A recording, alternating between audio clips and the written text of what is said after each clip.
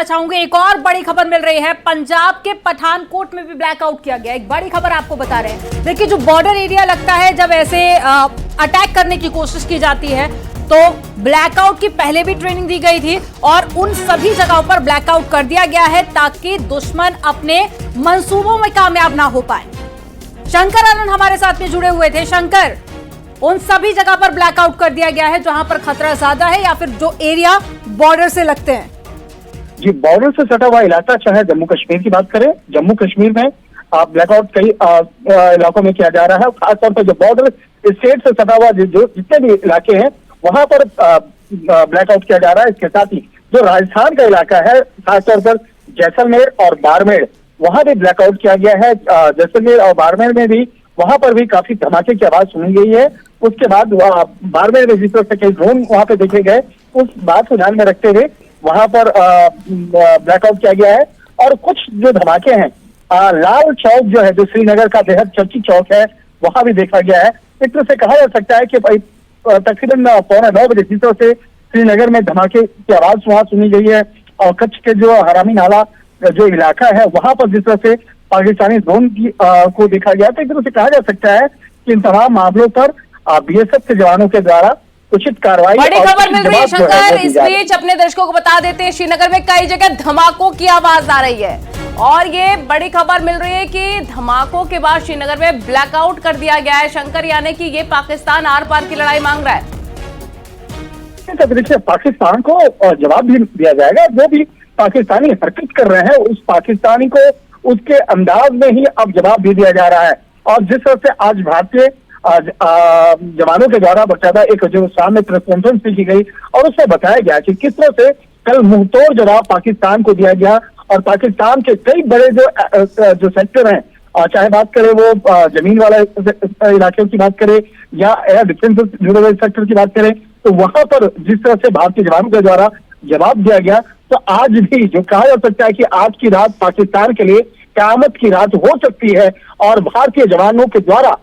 लगातार उस cease fire का उल्लंघन जिस तरह से पाकिस्तान के द्वारा किया गया है, तो अब उसका जवाब भी दिया जा रहा है। बात करें जम्मू कश्मीर, इसके साथ राजस्थान का जो, और इसके साथ जो पंजाब का इलाका है, पंजाब के अंदर में भी जो बॉर्डर से सटा हुआ जो इलाका है वहां पर भी बीएसएफ की तैनाती है। और बीएसएफ के द्वारा पंजाब की अगर बात करें या जम्मू कश्मीर की बात करें या राजस्थान की बात करें, इन तीनों राज्यों में जो बॉर्डर से सटे हुए इलाके हैं वहां पर पाकिस्तान को उसी के अंदाज में जवाब दिया जा रहा है। और अभी इस मामले में थोड़ी देर पहले ही बीएसएफ के जो हमारे सूत्र हैं उनका कहना था कि अब समय आ गया है उचित जवाब देने का। और अगर पाकिस्तान जिस तरह से यहाँ पे देखा जा रहा है कि सीज फायर का उल्लंघन कर रहा है, तो उसको उसी के अंदाज में अब जवाब दिया जा रहा है। एक तरह से कहा जा सकता है कि ये पाकिस्तान को जब तक एक उचित और बड़ा जवाब नहीं दिया जाएगा तब तक ये मानने वाला नहीं है। और उसी का जो एक जवाब जो है अब बीएसएफ के द्वारा दिया जा रहा है। जी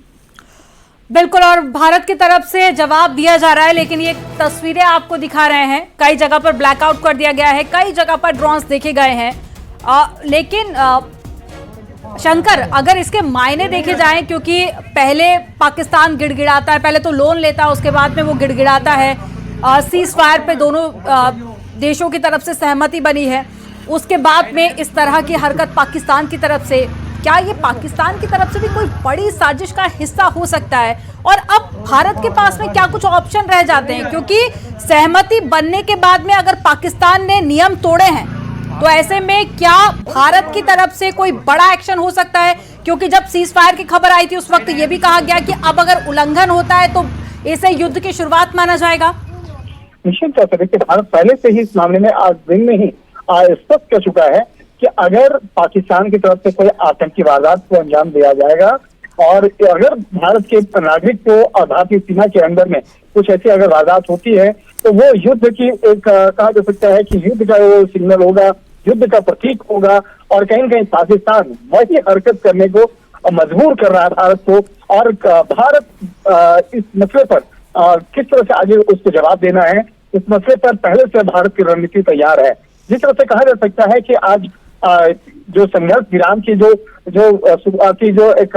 बातचीत जो हुई थी सामने, उसके बाद जिस तरह से इस मामले पर भारतीय प्रधानमंत्री नरेंद्र मोदी की आवाज पर एक महत्वपूर्ण बैठक भी हुई और उस बैठक में जो हमारे सूत्र बताते हैं कि पाकिस्तान से संबंधित उन तमाम मसलों पर चर्चा की गई, जिसमें कि खुद राष्ट्रीय सुरक्षा सलाहकार अजीत डोभाल, भारत के रक्षा मंत्री राजनाथ सिंह, तीनों सेना के प्रमुख और इसके साथ साथ अन्य अधिकारी थे। और उस बैठक में इस मामले पर चर्चा किया गया कि अगर पाकिस्तान फिर से सीज फायर का उल्लंघन करता है तो किस तरह से पाकिस्तान को जवाब देना है। इन तमाम मुद्दों पर चर्चा हुई है और कहा जा सकता है कि आज की रात निश्चित तौर पर पाकिस्तान के लिए क़यामत की रात होगी और भारत पाकिस्तान को पाकिस्तान के लहजे में ही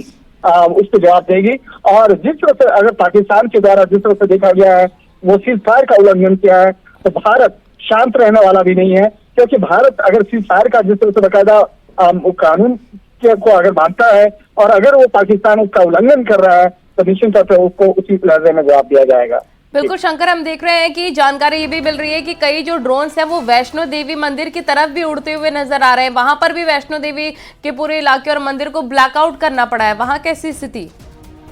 देखिए, जो वैष्णो देवी के मंदिर के पास में जिस तरह से ड्रोन से हमला किया गया, लेकिन उस ड्रोन को नाकामयाब उसको नष्ट किया गया और नष्ट करने के बाद जो उसका टारगेट था उस टारगेट को डिसएंगेज किया गया। और उसके बाद जिस तरह से अगर देखा जाए कि बाड़मेर का जो इलाका है राजस्थान का, वहां में भी ड्रोन के ऐसी कई जो घटनाएं जो है वहां पे देखने को मिली है, वहां पर भी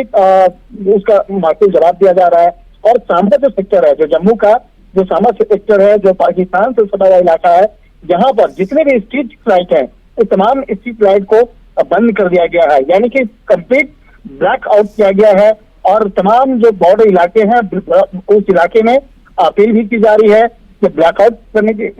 अपील की जा रही है, जिससे कि नागरिक तमाम अपने घरों की लाइट या आसपास जो भी लाइट जल रहे हैं उस लाइट को बंद करें और उसके बाद भारतीय सेना के द्वारा उचित जवाब देने की जो प्रक्रिया है वो भी किया जाएगा। तो एक तरह से कह सकते हैं कि ये पाकिस्तान के द्वारा जिस तरह से ड्रोन के द्वारा हमला किया जा रहा था, हालांकि भारतीय जवान पहले से सतर्क थे, क्योंकि पाकिस्तान के बारे में जानते हैं कि पाकिस्तान का जो चाल चरित्र चेहरा कैसा है। और निश्चित तौर पर पाकिस्तान का जो एक चरित्र है वो पीछे से वार करना और चुपके से वार करना, तो ये पाकिस्तान की नियति है। तो उसको समझते हुए आज हमारे भारतीय जवान इन तमाम बॉर्डर पे पहले से पोस्टेड थे और उसके बाद जिस तरह से अब ये मामला सामने आया है तो उसे उचित जवाब भी दिया जा रहा है। और पठानकोट की अगर बात करें तो पठानकोट इलाके में भी पूरे इलाके में ब्लैकआउट हुआ है और इस मामले पर हमारे विसूत्र ने इस मामले की जानकारी दी है कि पूरा पठानकोट का जो इलाका है वहां पर पूरे जिले को वहां पर ब्लैकआउट घोषित किया गया है और जिले में पूरे लाइट जो है वो बंद कर दिया गया है। तो देखना लाजमी होगा कि कितना जल्द से जल्द लेकिन शंकर, पाकिस्तान की छवि वैसे ही काफी अच्छी नहीं है और इस हरकत के बाद में जैसे कि डोनाल्ड ट्रंप बीच में आए, मध्यस्थता कराई, उसके बाद में उन्होंने खुद इसकी जानकारी सोशल मीडिया पर शेयर की। यहां पर भारत की तरफ से एक करारा जवाब तो पाकिस्तान को मिल सकता है, लेकिन जो इंटरनेशनल स्तर पर, अंतरराष्ट्रीय स्तर पर भी जो पाकिस्तान की छवि धूमिल हुई है या पाकिस्तान की मुश्किलें बढ़ सकती हैं। निश्चित तौर पर देखिए, यहाँ पर जो जिस तरह से अगर सीज फायर का उल्लंघन जो देश करता है, इस मामले पर तमाम साक्ष्य भारत के पास हैं और अगर अंतर्राष्ट्रीय स्तर पर इसकी मांग की जाएगी तो निश्चित तौर पर भारत इन तमाम साक्ष्यों को देने में सक्षम है कि किस तरह से पाकिस्तान के द्वारा सीज फायर का उल्लंघन किया गया है। और एक तरह से कह सकते हैं कि आने वाले दिनों में पाकिस्तान की मुश्किलें और ज्यादा बढ़ सकती हैं, क्योंकि अंतर्राष्ट्रीय स्तर पर पाकिस्तान पर जवाब नहीं दे सकता है। और दूसरी तरफ देखा जाए, भारत इस मामले पर भी सक्षम है कि अगर पाकिस्तान के द्वारा सीज फायर का उल्लंघन किया गया है तो कैसे उसको जवाब देना है और कैसे उसका मुंह तोड़ जवाब देना है। तो भारत इस बात को जानता है और निश्चित तौर पर आज की जो रात है, आज की रात में पाकिस्तान को और अभी हाल ही में IMF के फंड मिला था पाकिस्तान को और इसी नापाक हरकतों को जारी रखने के लिए उन्होंने ये फंड लिया था यकीनन। तो कटोरा लेके पूरे विश्व में पाकिस्तान जा रहा है इन्हीं हरकतों के लिए, इन्हीं नापाक हरकतों के लिए, क्योंकि यहाँ सबको पता था कि सीज फायर का उल्लंघन करना आदत है पाकिस्तान की। देखिए, पाकिस्तान जिस से अंतर्राष्ट्रीय स्तर पर सबसे पहले गिड़गिड़ाया और गिड़गिड़ाने के बाद एक तरफ वो पैसे की मांग कर रहा है, भीख मांग रहा है, एक तरह से कहा जा सकता है। और अंतर्राष्ट्रीय मुद्रा कोष से जिस तरह से फंड भी कराया गया और जिस तरह से अंतर्राष्ट्रीय बैंक के द्वारा उसे दिया गया, लेकिन उस पैसों का पाकिस्तान करता क्या है? अगर देखा जाए पिछले 5 साल में 4 बार वो अंतर्राष्ट्रीय मुद्रा कोष से पैसा ले चुका है। निश्चित तौर पर समझा जा सकता है कि 5 साल में अगर 4 बार आप पैसा मांग रहे हैं और उन पैसों का आप कर क्या रहे हैं, उन पैसों का प्रयोग आप कर रहे हैं आतंकवादी गतिविधियों को आगे बढ़ाने में, और जिस तरह से अगर कहा जाए टेरर गतिविधियों को आगे बढ़ाना, टेरर फंडिंग के लिए, और वहां पर जिस तरह से आतंकियों की फैक्ट्री तैयार होती है, तो उन तमाम फैक्ट्रियों के लिए पैसे की जरूरत होती है। और भारत इस मामले पर पहले से ही उसका एक विरोध करता रहा है और आज भी कर रहा है और आने वाले दिनों में भी करेगा कि अगर पाकिस्तान के अंदर में आतंकियों की फैक्ट्री लगाई जाती है और वहां पर आतंकी गतिविधियों को आगे बढ़ाने में, आतंकियों को पालने और पोसने में उस फंड का प्रयोग किया जाता है, तो कहीं न कहीं कहा जा सकता है पाकिस्तान का जो रूप है, जो चेहरा है, वो अंतर्राष्ट्रीय स्तर पे भी देखा जाता है। लेकिन एक जो ये कहा जा सकता है कि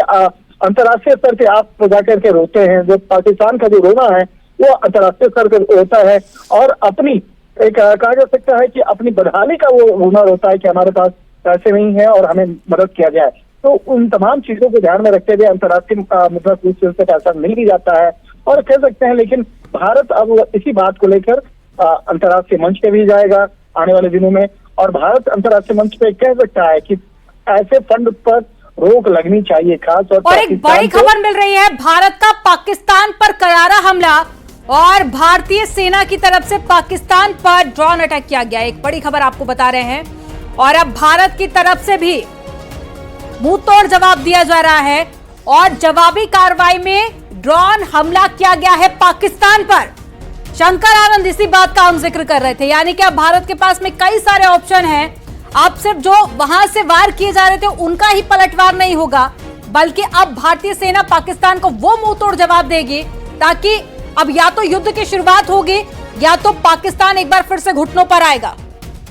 निश्चित तौर से पाकिस्तान को भारतीय सेना उसे घुटने पे लेके आएगी। और अब जिस तरह से आज मध्यस्थता करने की बात अगर जो हो रही थी, तो हालांकि भारत अपने शर्तों पे आज मध्यस्थता करने के लिए तैयार हुआ, लेकिन इसकी जो पहल है वो पाकिस्तान के द्वारा की गई और पाकिस्तान के द्वारा वो पहल करने के लिए अमेरिका को तैयार किया कि वो मध्यस्थता करने के लिए तैयार है, सीज फायर